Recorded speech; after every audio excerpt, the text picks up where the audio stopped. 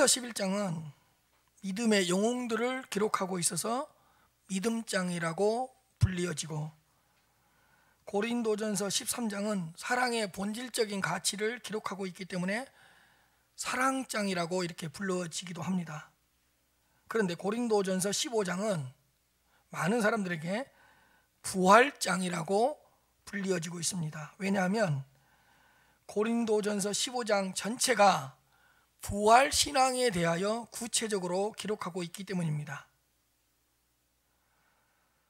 사도 바울은 고린도전서 15장 1절부터 무려 56절까지 부활의 역사성, 부활의 확실성, 부활의 소망, 부활의 신앙에 대하여 기록한 후에 57절부터 58절 이 두 절 말씀에서는 부활 신앙을 가진 하나님의 자녀들이 어떠한 영적인 태도와 자세를 가지고 살아갈 것인가를 기록하고 있습니다.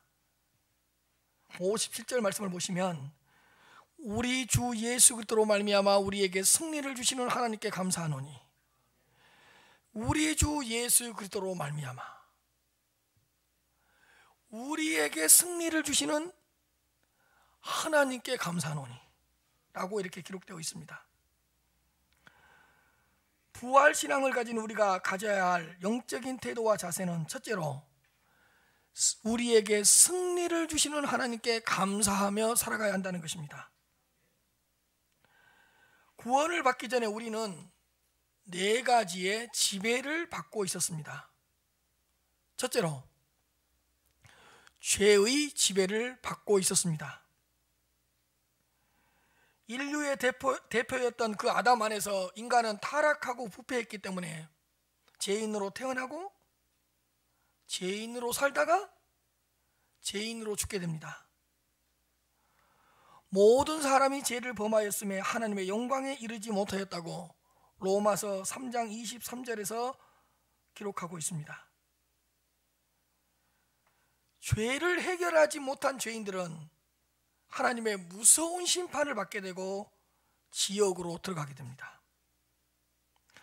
심판과 지옥 형벌이 죄인들의 운명이었습니다. 여기에는 유예가 있을 수 없습니다. 아담의 범죄 후에 인간은 단 한 번도 스스로 죄로부터 벗어난 적이 없습니다. 스스로 벗어날 수도 없었습니다. 태어나서 죽을 때까지 죄를 떠나서 살 수 없었던 존재입니다. 죄인으로 살다가 어느새 죄에 익숙해져서 죄 짓는 것을 기뻐하면서 살아갔습니다. 죄인들은. 아니, 죄를 더 많이 짓는 것이 어떤 명예라도 되듯이 더 교묘하게 죄를 짓고 살아가는 것이 아담 안에서 타락한 자들의 모습이었습니다. 죄인들은 평생 동안 죄의 지배를 받을 수밖에 없습니다. 죄의 힘과 죄의 권세에 눌려서 죄의 종으로 살아가는 것이 죄인들의 운명이었습니다. 둘째로 율법의 저주의 지배를 받고 있었습니다. 율법 자체는 거룩하고 의롭고 선한 것입니다. 그러나 율법을 지키지 못하는 타락한 죄인들이 나쁜 것입니다. 그런데 율법은 끊임없이 율법을 어긴 자들에게 저주를 선언하고 있습니다. 율법을 하나라도 범한 자들에게는 하나님의 무서운 저주가 있다는 것을 천명의 증인이라고 할 수 있는 양심이 증언하고 있습니다. 죄인들은 율법을 스스로 깨달을 수도 없지만 혹시 율법을 깨달았다고 하더라도 율법을 지킬 수 있는 능력이 없기 때문에 좌절하고 낙심하고 절망할 수밖에 없습니다. 신명기 27장 26절 말씀입니다. 이 율법의 말씀을 실행하지 아니하는 자는 저주를 받을 것이라 할 것이요 모든 백성은 아멘할지니라. 죄인들은 율법의 저주에 매여 살 수밖에 없습니다.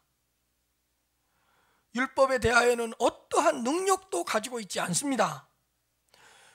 율법을 지킬 능력도 없고 율법을 스스로 깨달을 수 있는 능력도 없고 율법의 저주로부터 해방을 누릴 수 있는 지혜와 힘과 능력도 없습니다. 율법은 인간이 얼마나 큰 죄인인가를 명백하게 드러내었고 죄인들에게는 율법의 저주가 있다는 것을 명확하게 제시해 주었습니다.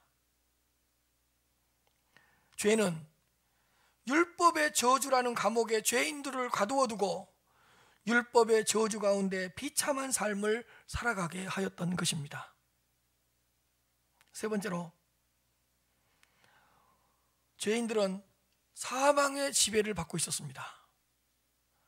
죄의 삭은 사망이라고 기록되어 있습니다. 죄에 대한 최종적인 형벌은 사망입니다. 모든 인간은 죄로 말미암아 죽을 운명에 처해 있었습니다. 죄의 가장 무서운 열매 중 한 가지가 죽음, 사망입니다. 모든 인간은 매일매일 죽음의 공포와 죽음의 무서움에 시달리면서 살아갑니다.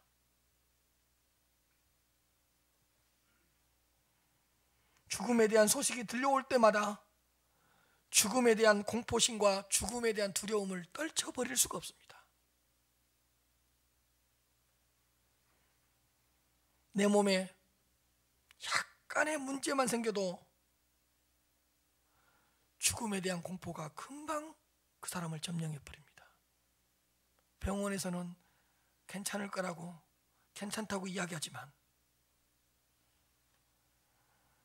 건강한 나에게도 언제라도 죽음이 올 수 있다는 것을 알고 있기 때문에 내 몸에 약간의 문제가 생기기만 해도 인간은, 죄인들은 죽음의 공포에 빠져버립니다.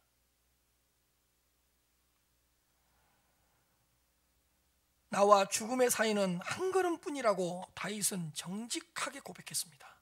나와 죽음 사이는 한 걸음뿐이다. 다윗의 정직한 고백이었습니다. 수많은 사람들이 죽지 않으려고 몸부림을 쳤지만 사망의 권세를 이길 수가 없었습니다. 몇 년 정도는 생명을 연장하기는 했지만 결국에는 사망의 권세에 굴복하고 말았습니다.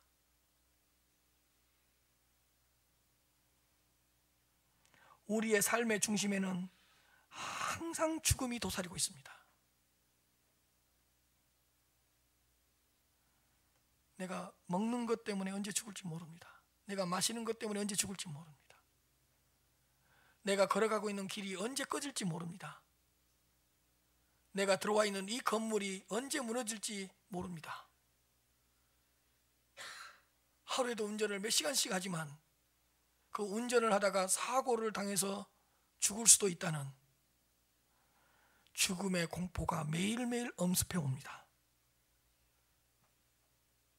우리는 언제 어떻게 죽을지 모르는 그 죽음에 대한 공포 때문에 항상 절망할 수밖에 없고 낙심할 수밖에 없고 좌절할 수밖에 없습니다. 죽음에 대한 두려움이 우리를 공격하고 있기 때문입니다.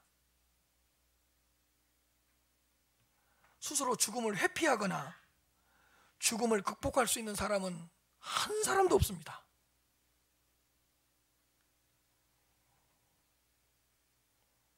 사망은 이처럼 죄인들 안에서 왕노릇하고 있습니다. 사망은 우리의 삶 전체를 조금씩 갉아먹고 있습니다.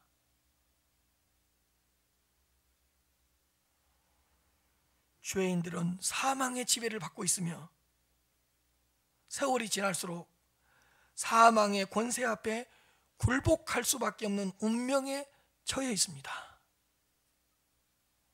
네 번째로, 마귀와 사탄의 지배를 받고 있었습니다.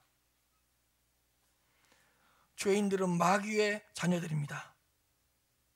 그러므로 죄인들은 사탄을 섬길 수밖에 없으며 사탄이 요구하는 것을 거부할 수 있는 권리를 갖지 못하고 있습니다. 마귀와 사탄은 죄인들의 생각과 마음을 지배하여 하나님을 대적하고 하나님의 말씀을 거부하도록 지속적으로 교묘하게 미혹합니다.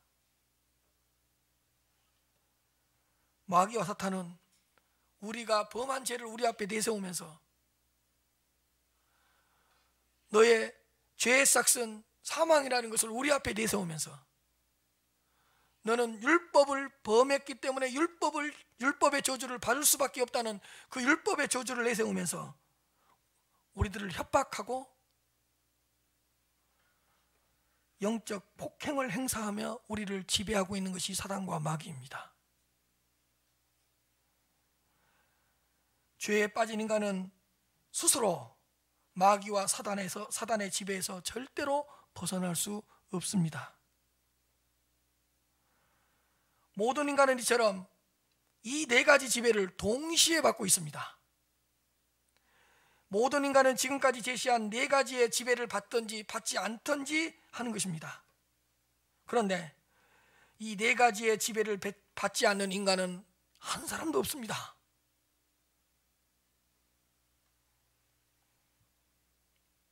인간은 이 네 가지의 지배로부터 벗어나지 못하면 하나님의 심판과 하나님의 멸망을 당할 수밖에 없습니다. 그러나 오늘 본문 57절 말씀에 이렇게 기록되어 있습니다. 우리 주 예수 그리스도로 말미암아 우리에게 승리를 주시는 하나님께 감사하노니. 사랑하는 성도 여러분, 우리 주 예수 그리스도께서 십자가에 죽으셨다가 부활하심으로써 우리를 지배하고 있는 사악한 네 가지의 저주를 완전하게 끊어버렸습니다. 또한 이 사악한 네 가지의 지배에서 비롯된 모든 죄악된 것들을 깨끗하게 해결해 버리셨습니다. 우리 주 예수 그리스도께서 이 네 가지의 지배를 어떻게 우리에게서 끊어버렸는가를 한번 살펴보도록 하겠습니다. 첫째로 우리 주 예수 그리스도께서 대속의 죽음을 통하여 죄를 사해주고 죄를 속하여 주는 대속의 죽음을 통하여 죄의 지배로부터 우리를 벗어나게 하셨습니다. 죄의 잔재가 여전히 남아있어서 우리가 죄를 짓기도 하지만 죄는 우리를 절대로 지배할 수 없습니다. 죄는 절대로 우리에게 더 이상 주인 노릇을 할 수 없습니다. 죄가 우리를 유혹할 수는 있어도, 죄가 우리를 미혹할 수는 있어도 죄는 절대로 우리를 정복할 수는 없습니다. 그러므로 죄가 우리를 공격할 때마다 예수 그리스도께서 죽으신 대속의 죽음을 바라보시고 생각하시기를 바랍니다. 우리 주님께서는 부활하셔서 우리를 위한 대속의 죽음이 확실하다는 것을 다시 한번 선포해 주셨던 것입니다.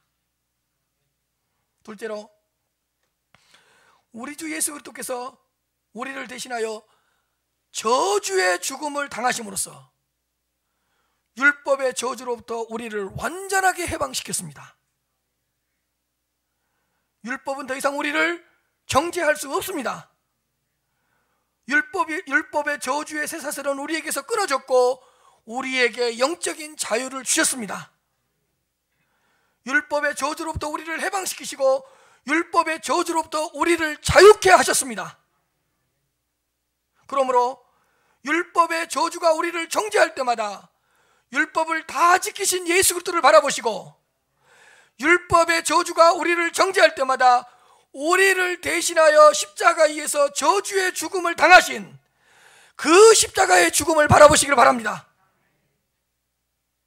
우리 주님께서는 율법의 저주를 완전히 해결하셨다는 것을 부활을 통하여 또 한 번 증명해 주셨습니다. 세 번째로 우리 주 예수 그리스도께서 십자가에서 죽으셨습니다. 그리고 무덤에 묻히셨습니다. 그러나 사망의 권세를 깨뜨리시고 다시 살아나셨습니다. 죽음을 정복하시고 죽음에서 부활하셨습니다. 존 칼빈이라는 신학자는 아주 유명한 말을 남겼습니다. 예수 그리스도는 십자가에서 당신의 죽음을 통하여 죽음을 죽여버렸다. 당신의 죽음을 통하여 죽음을 죽여버렸다. 당신의 죽음으로 죽음을 죽여버렸기 때문에 우리에게는 죽음에 대한 공포가 없습니다. 죽음은 우리 앞에서 힘을 발휘하지 못합니다.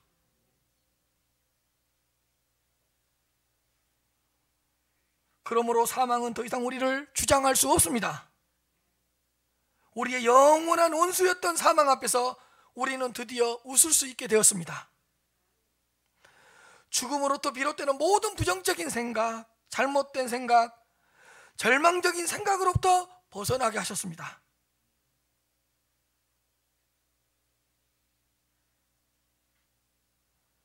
죽음의 공포가 다가올 때마다 다시 살아나신 부활의 주님을 바라보시기를 바랍니다. 죽음이 두려울 때마다, 죽음이 무서울 때마다 3일 동안 누워 계셨던 그 예수님의 무덤이 비어 있다는 것을 기억하시기를 바랍니다. 3일 동안 예수님이 누워 계셨던 그 무덤은 비어 있습니다. 여러분, 부활의 생명이 죽음을 삼켜버린 거예요. 부활이 죽음을 삼켜버렸다고. 예수 그리스도의 죽음이 죽음을 죽여버렸다고. 그걸 부활로 확증해 주셨다고.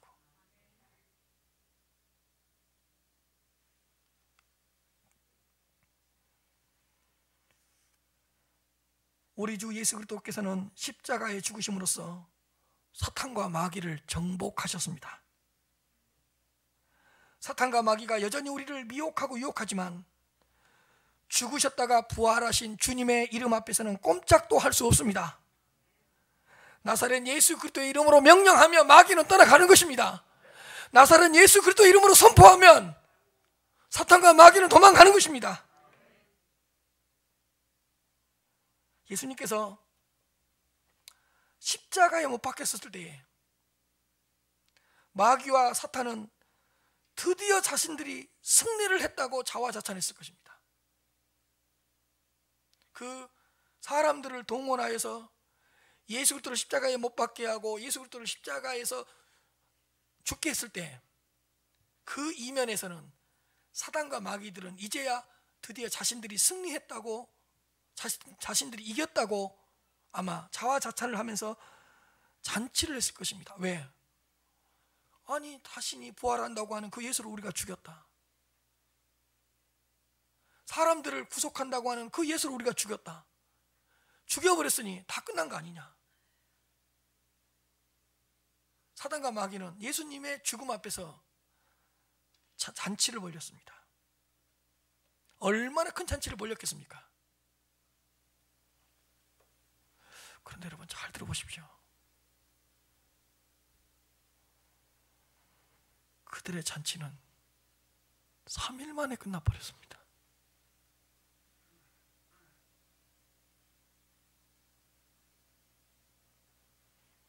예수님의 부활 앞에서 그들의 3일 잔치는 영원한 막을 내렸습니다.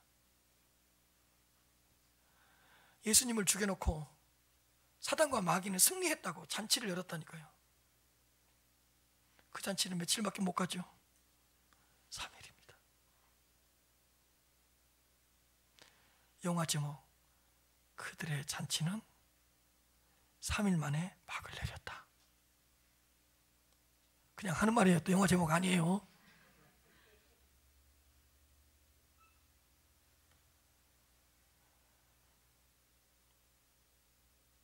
여러분, 어느 누가 무덤으로 들어갔다가 죽음 안으로 들어갔다가 깨어 나올 수 있을 것이라고 생각했습니까? 사망의 권세가 다 이렇게 막고 있는데, 사망의 힘이 모든 인간을 죽음 안으로 끌고 들어가서 다 이렇게 누르고 있는데 누가 그 사망의 권세를 깨뜨리고 나오시겠냐고. 여러분, 역사에 그런 적이 없었기 때문에 사단과 마귀는 예수 그리스도의 죽음 앞에서 잔치를 벌였던 거예요. 이 예수도 사망의 권세 안으로 들어갔다, 죽음의 권세 안으로 들어갔다, 그래 놓고 잔치를 벌였던 거예요. 그러나 그들의 자화자찬의 3일 잔치는, 그들의 자화자찬의 잔치는 3일 만에 끝나버린 거예요.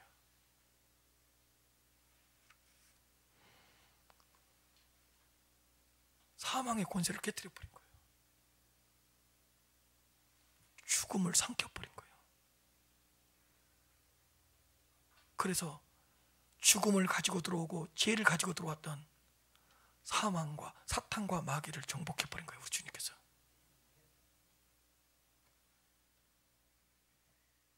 우리 주님께서는 3일 만에 부활하심으로써 사탄과 마귀를 완전히 정복해버렸습니다. 그러므로 사탄과 마귀가 우리들을 공격할 때마다 죽으셨다가 부활하신 주님을 붙잡으시기를 바랍니다. 사랑하는 성도 여러분, 십자가에서 죽으셨다가 3일 만에 부활하신 우리 주 예수 그리스도를 믿으시기를 바랍니다. 예수님의 부활은 우리에게 승리를 선포한 놀라운 사건입니다. 예수님의 부활은 모든 것을 정복하고 모든 것에 대하여 승리하셨다는 것을 온 세상에 알린 기쁘고 놀라운 소식입니다. 여러분, 창조 이후로 전쟁 중에 가장 큰 최고의 승리는 예수 그리스도의 부활 사건입니다. 죄와의 전쟁에서 승리하셨고, 율법의 저주와의 전쟁에서 승리하셨고, 사망과의 전쟁에서 승리하셨고, 사탄과 마귀의 전쟁에서 승리하신 사건이 뭐냐?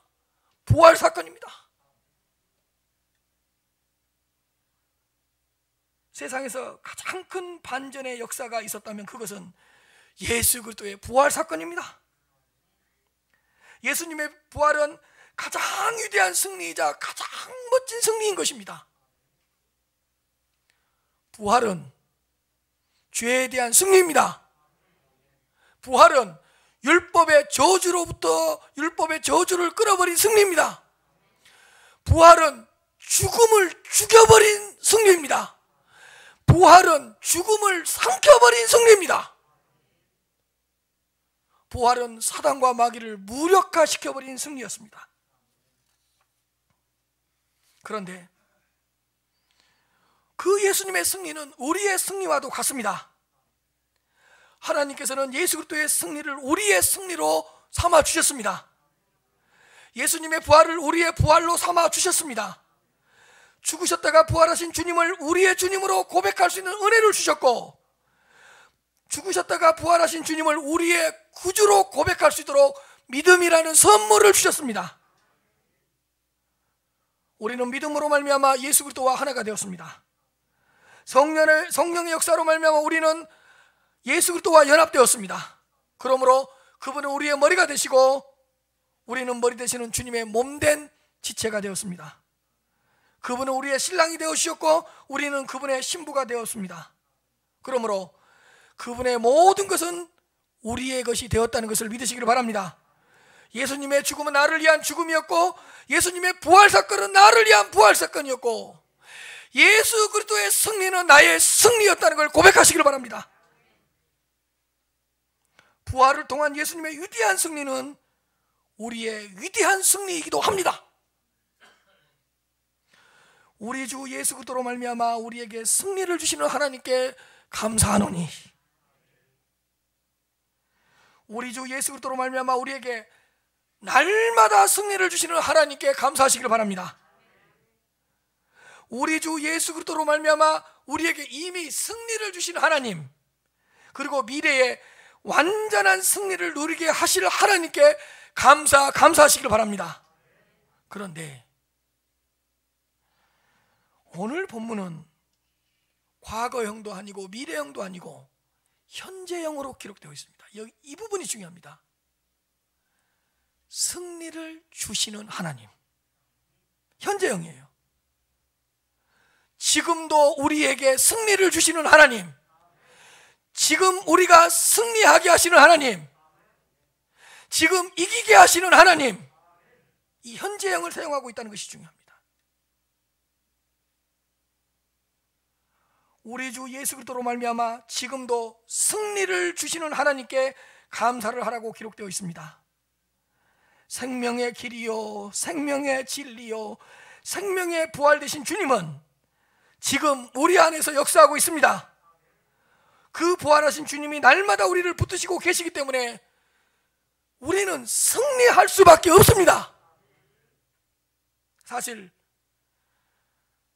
하나님의 자녀들 앞에는 해결해야 될 여러 가지 문제가 있고, 고난이 있고, 시험이 있고, 고통이 있고, 사건이 있고, 질병들이 있습니다. 그런데 오늘 본문을 보십시오. 지금 승리를 주신다니까요. 잘 생각해 보십시오. 지금 시험에 든 사람 있습니까? 승리를 주시는 하나님으로 말미암아 반드시 그 시험에서 승리하실 것입니다. 어떤 인간적인 문제와 싸우고 있습니까? 승리를 주시는 하나님이에요. 지금 우리가 싸우고 있는 그 영적 전쟁에서, 지금 우리가 싸우고 있는 그 인간적인 문제에서, 지금 우리가 싸우고 있는 그 고난 앞에서, 그 고난과 전쟁을 치르는 우리에게 승리를 주시는 하나님께 감사하자.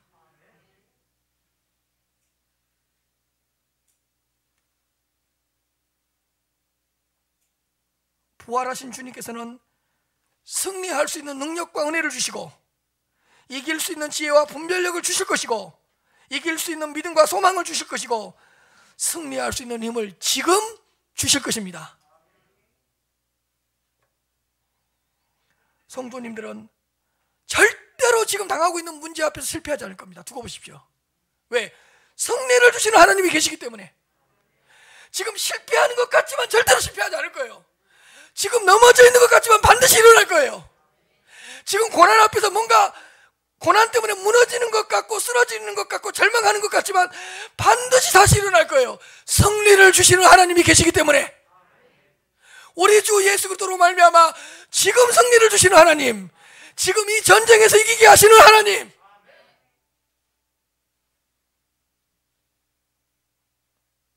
뭔가 자녀 문제 앞에서 쓰러지는 것 같고, 넘어지는 것 같고, 절망하는 것 같고, 낙심하는 것 같지만 지는 것 같은데 이길 거예요. 왜? 승리를 주시는 하나님이 있으니까. 내가 이 문제만 없으면 살만한데 그 문제하고 싸우고 있을 거예요. 그게 죄의 권세보다 강하겠습니까? 그게 율법의 저주보다 강하겠습니까? 그게 사망의 권세보다 강하겠습니까? 그게 사단과 마귀의 지배보다 강하겠습니까? 이 큰 것을 해결해 주신 하나님께서 우리 앞에 놓여 있는 모든 문제와의 전쟁에서, 영적 전쟁에서 승리를 주실 것입니다. 우리 주 예수 그리스도로 말미암아 우리에게 승리를 주시는 하나님께 감사하자. 결국에는 승리할 거예요. 지금 뭔가 비틀거리는 것 같고, 지금 뭔가 잃어버린 것 같고, 지금 내가 사단과 마귀의 전쟁에서 뭔가 지는 것 같고, 이대로 가다가 내가 실패할 것 같지만 아니요, 우리 주 예수 그리스도로 말미암아 우리에게 지금 승리를 주시는 하나님, 지금 이기게 하시는 하나님, 그 하나님께 감사합시다. 58절 말씀입니다. 그러므로 내 형제들아, 견실하며 흔들리지 말고 항상 주의 일에 더욱 힘쓰는 자들이 되라. 이는 너희 수고가 주 안에서 헛되지 않은 줄 압니다.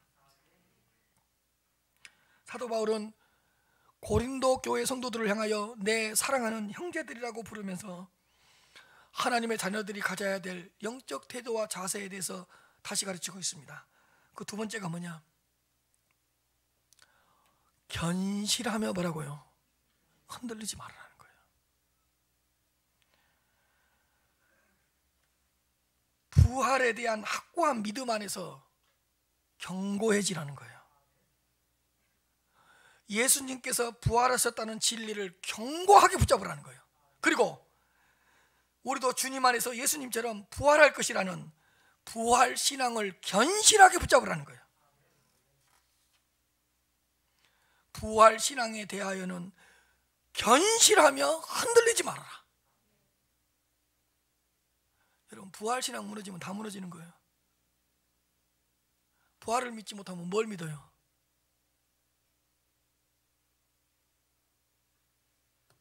그런데 고린도 교회 안에서도 부활을 부인하는 사람들이 있었습니다. 이건 고린도전서는 고린도 교회에 보낸 서신서이기 때문에 고린도 교회 안에 부활을 의심하는 사람이 있었고 부활에 대해서 흔들리는 사람들이 있었습니다. 15장 12절입니다. 그리스도께서 죽은 자 가운데서 다시 살아나셨다고 전파되었거늘 보세요. 너희 성도들 중에서 어떤 사람들은 어찌하여 죽은 자 가운데서 부활이 없다고 하느냐. 35절입니다. 누가 묻기를 죽은 자들이 어떻게 다시 살아나며 어떠한 몸으로 오느냐고 하리니. 어떻게 죽은 자들이 살아날 수 있느냐. 이렇게 흔들리는 자들이 있었다. 고린도 교회 안에. 아니, 죽은 자가 어떻게 살아날 수 있느냐. 그게 말이 되냐?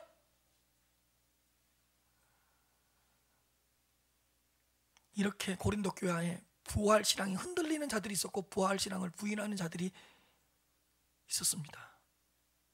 그런데 지금도 예수님의 부활을 믿지 못하는 자들이 있습니다. 죽은 자의 부활에 대하여 의심하는 사람들이 있습니다. 아니, 죽음으로부터의 부활에 대하여 흔들리고 있는 하나님의 자녀들도 가끔 있습니다. 성도들의 부활을 확신하지 못하고 있는 하나님의 자녀들도 있습니다. 그러나 사도 바울은 견실하며 흔들리지 말라고 말하고 있습니다. 절대로 흔들리면 안 된다. 부활 신앙이 흔들리면 다 흔들린다. 부활 신앙이 견실하지 못하면 그때부터 신앙이 전체적으로 흔들리게 됩니다. 고린도전서 15장 1절부터 2절입니다. 형제들아, 내가 너희에게 전한 복음을 너희에게 알게 하노니 이는 너희가 받은 것이요 또 그 가운데 선 것이라. 너희가 만일 내가 전한 그 말을 굳게 지키고 헛되이 믿지 아니하였으면 그로 말미암아 구원을 받으리라. 사실은 내가 1절에 내가 너희에게 전한 복음이란 부활에 대한 복음입니다. 2절에서도 내가 너희에게 전한 그 말은 부활에 대한 메시지입니다. 그 말을 굳게 지키고 헛되이 믿지 아니하였으면 그로 말미암아 구원을 받으리라. 고린도서 15장 20절부터 21절입니다. 그러나 이제 그리스도께서 죽은 자 가운데서 다시 살아나사 잠자는 자들의 첫 열매가 되셨도다. 여러분, 왜 첫 열매라 그러죠? 두 번째, 세 번째 열매가 있기 때문이에요. 이 말은 예수 그리스도의 부활 사건은 예수 그리스도의 부활 사건으로만 끝나는 것이 아니라 그 예수 그리스도의 부활을 믿고 구주로 고백하는 자들은 예수님처럼 부활할 수 있다는 그런 뜻입니다.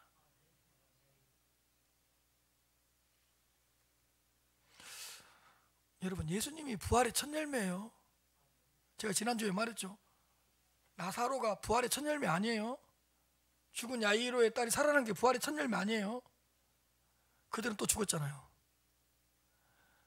부활은 뭐죠? 부활한 후에 다시 죽어요, 안 죽어요? 안 죽어요. 우리 주님 부활하셨다가 또 죽으셨습니까? 아니죠. 그러니까 부활의 첫 열매는 누구죠? 예수 그리스도. 부활의 두 번째, 세 번째 열매는 누구죠? 우리들입니다.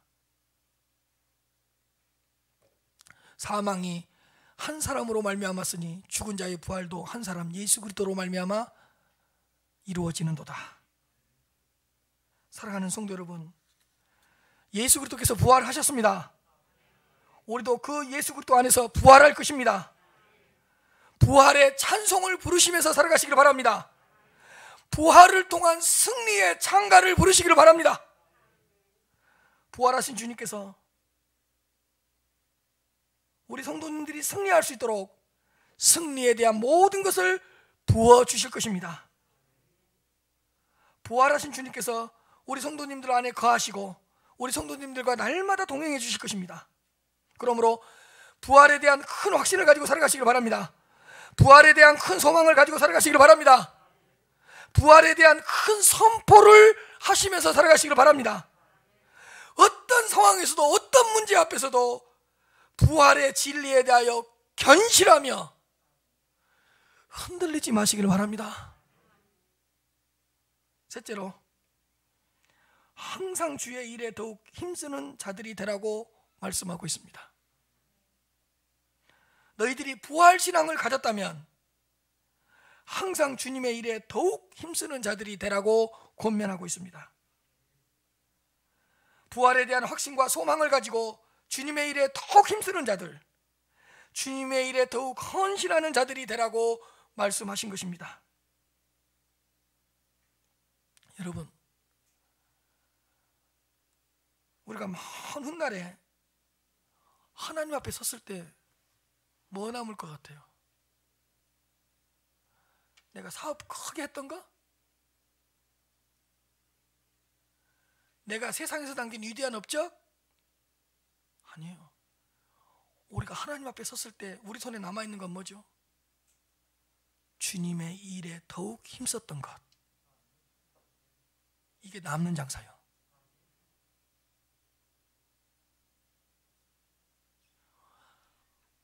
항상 주의 일에 더욱 힘쓰는 자들이라. 먼 훗날에 우리에게 남아있는 것이 있다면 주의 일에 힘썼던 시간들, 주의 일에 힘썼던 순간들일 것입니다. 주의 일에 힘쓰지 않으면 하나님 앞에서 가장 큰 후회를 하게 될 것입니다.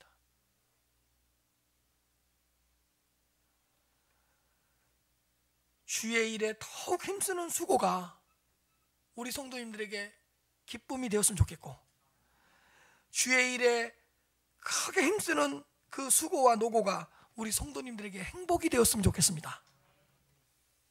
그러므로 사랑하는 성도 여러분, 조금이라도 젊을 때에 주님의 일에 더욱 열심을 내시길 바랍니다. 조금이라도 힘이 남을 때에 시간을 내서 주님의 일을 더 많이 하시길 바랍니다. 혹시 주님의 일을 할 기회가 주어진다면 하나님이 나에게 주신 복된 기회인 줄 알고 최선을 다해서 더욱 힘쓰시기 바랍니다.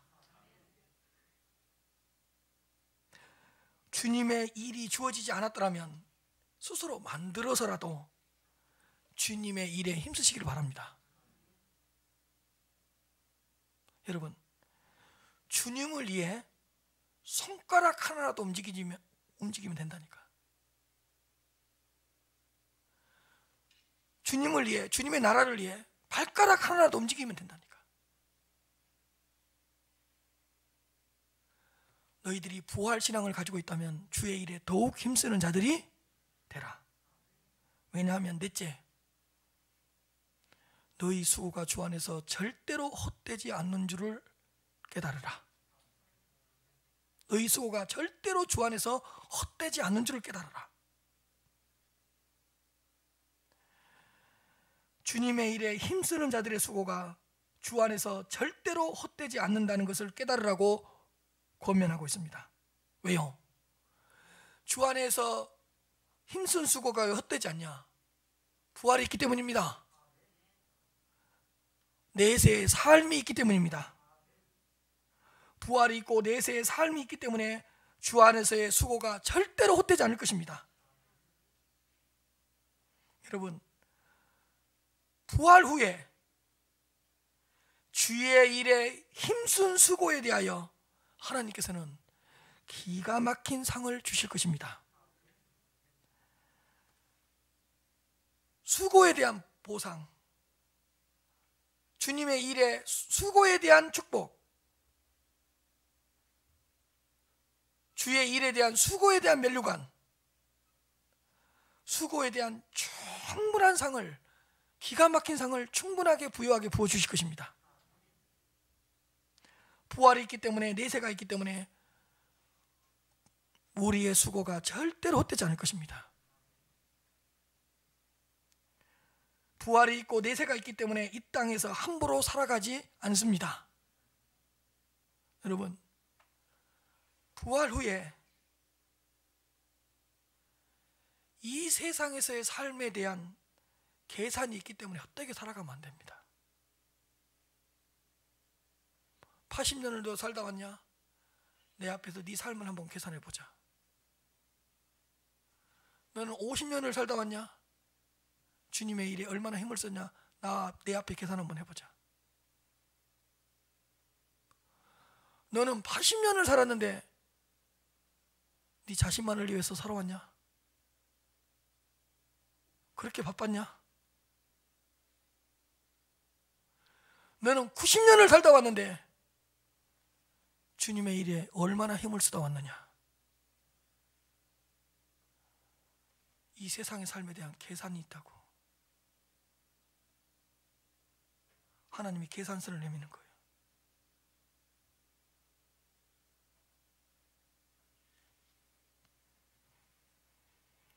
부활 후 수고에 대한 마땅한 보상이 있기 때문에 주의 일에 더욱 힘을 쓰면서 살아가시길 바랍니다. 만일에 부활이 없다면 우리의 수고는 헛될 것입니다. 그러나 부활이 있고 부활 이후에 내세의 삶이 있기 때문에 주님의 일에 대한 수고는 절대로 헛되지 않을 것입니다. 우리의 수고가 주 안에서 헛되지 않도록 수고에 대한 보상을 충만하게 부요하게 내려주실 것입니다. 수고에 대한 하나님의 상급은 이 땅에서의 보상과는 차원이 다를 겁니다. 차원이 다를 겁니다. 아마 이미 쫙 벌어질 겁니다. 이렇게 큰 상을 주십니까? 이렇게 큰 보상을 주십니까? 아마 턱이 빠져서 입을 못 다물 거예요. 내가 뭘 했다고 주님을 위해 조금밖에 수고하지 않는데 이렇게 큰 상을 주십니까?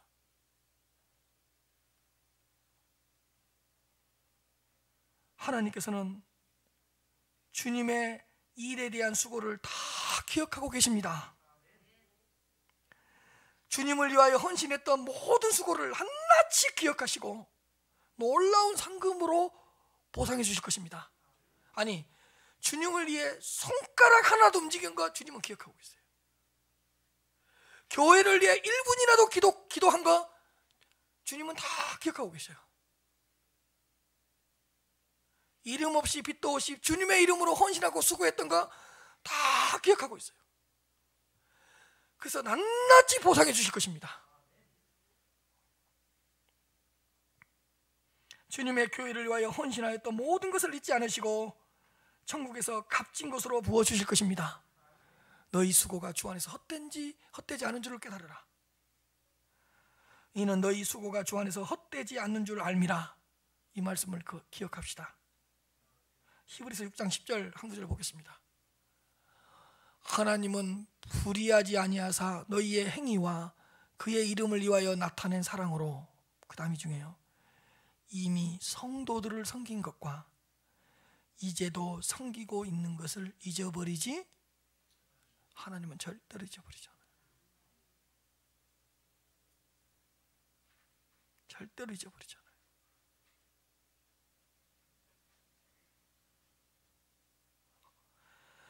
빌립보서 2장 16절 한번 볼까요? 마지막으로. 생명의 말씀을 밝혀 나의 다름질이 헛되지 아니하고 수고도 헛되지 아니하므로. 보세요. 그리스도의 날에 내가 뭐라고요? 그리스도의 날에 주님 앞에 자랑할 거 하나 있어야 될 거 아니에요. 뭐 자랑할 거예요? 아니, 주님 앞에 뭐 내놓을 거예요?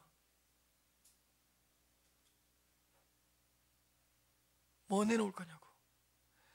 생명의 말씀을 밝혀 내가 주님을 위하여 열심히 달려왔는데 나의 다름질이 헛되지 아니하고 주의 일에 대한 수고도 헛되지 아니하므로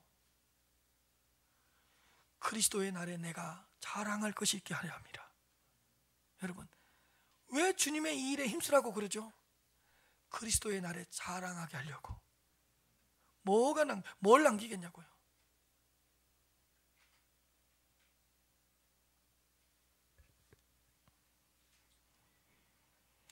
이 우리 주 예수 그리스도로 말미암아 우리에게 승리를 주시는 하나님께 감사합시다. 견실하며 흔들리지 말고 주의 일에 더욱 힘쓰는 성도들이 됩시다. 우리의 수고가 주 안에서 헛되지 않는다는 걸 기억하면서 부활신앙으로 승리하면서 살아가시기를 주님 이름으로 축복합니다. 거룩하시고 자비로우신 아버지 하나님, 승리를 주셨고 승리를 주실 것이지만 지금 승리를 주신 하나님께 감사하며 살게 하여 주옵소서. 건실하며 흔들리지 말고 날마다 주의 일에 더욱 힘쓰는 자들이 되게 하여 주시고 우리의 수고가 주 안에서 헛되지 않는다는 걸 기억하면서 살게 하여 주옵소서. 주 예수 그리스도 이름으로 기도하옵나이다. 아멘.